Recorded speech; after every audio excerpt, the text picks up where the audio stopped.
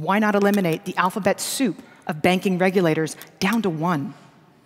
I refer to Janet Yellen as the best example, little known fact. Her San Francisco Fed was trying to extend a credit lifeline to IndyMac on the same day the OCC was in the process of shutting it down. Janet Yellen does not understand the banking system. Need I say more? Now, with all the money you've saved, hire the best banking regulators and supervisors that money can buy. Never again allow the fox into the henhouse. Bring in the brightest minds, those who can read even the most complicated bank balance sheets. That will make it that much harder for Wall Street to stay one step ahead of its regulators. One last note, it might be wise to re-examine the inner workings of the world's most influential central bank more often than every 100 years. Just saying.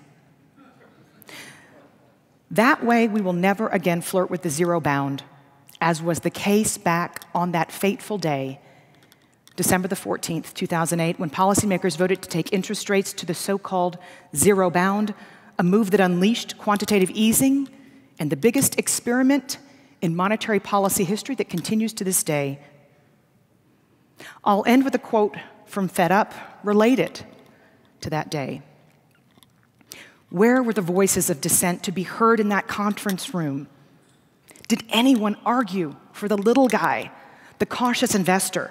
Did someone in the room speak on behalf of pension fund managers now forced to take undue risks? What about the leadership of firms and big banks whose incentives are perverted to the extent that they no longer invest in our country's future? Well, the short answer is yes. I worked for one of those who pushed back against the majority. He was the lone member of the FOMC who voted against the professor's theories at that fateful meeting. He fought the good but lonely fight, and I, in my capacity as trusted advisor, waged many a battle with him. But the sad truth is, we lost the people's war. In a world rendered unsafe by banks that were too big to fail, we came to understand that the Fed was simply too big to fight.